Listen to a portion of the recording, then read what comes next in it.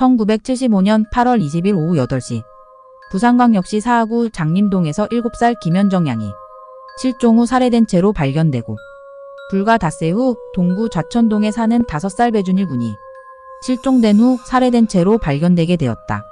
핫도그를 유난히 좋아했던 김현정 양은 그날도 핫도그를 사 먹으러 간다 으며 집을 나섰다. 다소 늦은 시간이었지만 핫도그를 파는 구멍가게는 김현정 양의 집에서 5분 정도의 지척거리에 있었다. 간식으로 핫도그를 즐겨 먹던 김 양은 거의 매일같이 집 근처에 있는 가게에 가서 핫도그를 사 먹고 돌아오곤 했었다. 그런데 그날은 무슨 일인지 한참이 지나도 김 양은 돌아오지 않았고 불안해진 김 양의 부모는 딸을 찾아 나섰다. 핫도그 가게 주인에 따르면 이날도 김 양은 핫도그를 산 뒤 곧장 집을 향해 뛰어갔다는 것이었다. 하지만 그것이 사람들에게 목격된 김 양의 마지막 모습이었다. 주민들과 인근 파출소 순경까지 나서서 김 양을 찾았지만 아이의 모습은 어디서도 발견되지 않았다. 그렇게 늦은 시간도 아니었지만 김 양을 봤다는 사람은 아무도 없었으니 감쪽같이 증발해버린 것이다.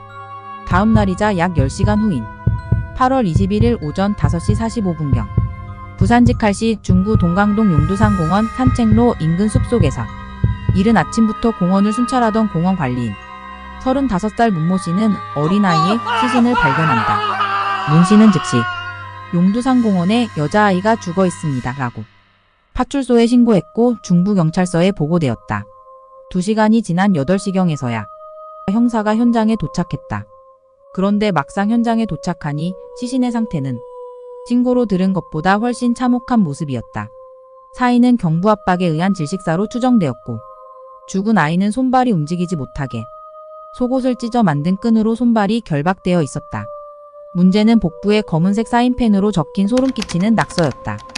해당 낙서의 내용은 멈천동 이정숙이가 대신공원에서 죽었다. 였다. 경찰은 이 아이의 시신을 단순 객사로 생각하고 상부에 다음과 같이 보고했다. 거린으로 보이는 여아가 식중독 내지 약물 중독으로 죽어 있었으며 외상 흔적이 없어 타살로 보기 어렵다라고 보고하게 된다. 문제는 손발이 묶인 채 목이 졸려 죽은 모습의 아이를 보고도 보고를 대충 거린이 죽었다고 했던 것이다. 경찰은 보고 후 여자아이에 대한 신원수배를 내렸다. 그리고 그날 오후 신원수배된 아이가 어제 실종된 내 딸인 것 같다 라고 연락이 들어왔는데 바로 전날 실종된 김양의 가족이었다.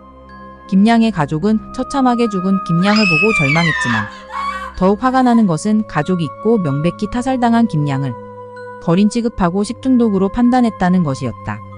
김양 가족의 강력한 요구 끝에 경찰은 이 사건을 유괴살인으로 초점을 맞추고 급히 수사 방향을 변경했다.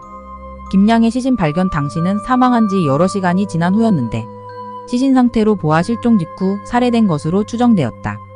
김양이 집을 나선 시간과 살해 추정 시간 등을 따져볼 때 김양은 핫도그를 사 먹고 돌아오는 길에 변을 당한 것이 분명한데 그 시간은 길어야 10분을 넘지 않는 것으로 분석되었다. 하지만 이상하게도 김양을 봤다는 목격자는 아무도 없었는데 특히 범인이 해가 지지 않은 시각에 그것도 주택가에서 무모하게 범행을 저질렀다는 점은 납득하기 힘들었다. 유괴에서 살해까지의 범행이 목격자도 없을 정도로 순식간에 이뤄졌다는 점에 주목한 수사팀은 연식범에 의한 범행일 가능성에 무게를 두고 김양의 주변 인물들을 상대로 1차적인 탐문 수사에 들어갔다. 하지만 용의점이 있는 사람은 좀처럼 나타나지 않았다. 또한 김양의 이마와 오른쪽 귀 밑에는 심한 타박상이 있었다. 당시 김양은 팬티만 착용한 상태였는데 상의와 신발은 발견되지 않았다. 통상적인 아동 유괴살해 사건의 경우 범행 목적은 돈이지만 김양의 경우는 예외였다. 범인의 목적은 돈이 아닌 성범죄였을 가능성이 높았다. 수사팀은 아동 성추행 전력이 있는 동종수법 전과자 및 성도착증 환자 등을 상대로 탐문 수사를 진행했다. 동시에 시신에 글씨를 써놓은 점으로 미뤄 정신병력이 있는 인물에 대한 탐문 조사도 병행했다. 하지만 이런 수사팀의 노력에도 불구하고 얼마 후 또 한 건의 엽기적인 아동 살인 사건이 발생한다. 두 번째 사건. 8월 24일 오후 7시경 부산광역시 동구 좌천동에서 집 앞에서 놀던 5살 배준일 군이 갑작스레 실종되었다. 당시 아버지의 진술에 따르면 배 군이 저녁을 먹은 뒤 잠자는 줄 알았다고 한다. 그러나 어머니가 집에 돌아왔을 때 배군이 집에 없었다고 한다. 마지막 목격자는 배군의 아버지가 일하던 공장의 직원이었다. 그가 오후 7시경 집 앞에서 혼자 놀고 있던 배군을 목격했고 당시 20원을 손에 쥐어준 뒤 사 먹고 빨리 들어가라고 말한 것이 사람들에게 목격된 아이의 마지막 모습이었다고 한다. 배군의 가족들은 밤이 새도록 찾아다녔으나 누구도 7시 이후에 배군을 보지 못했다고 말했고 결국 신고를 하게 된다. 그리고 다음 날이자 약 11시간 후인 8월 25일 오전 6시경 부산광역시 서구 충무동의 어시장의 상자 하차장에서 관련 일을 하던 박 모 씨가 한쪽에 쌓여 있었던 사과 상자 더미 사이로 작은 솜 같은 것이 튀어나와 있는 것을 발견한다. 이를 이상하게 여긴 박 씨는 사과 상자를 살짝 들쳤더니 사과 상자 안에는 손발이 결박된 채 죽어있는 남자아이의 시신이 있었다. 바로 전날 실종된 배준일 군의 시신이었다.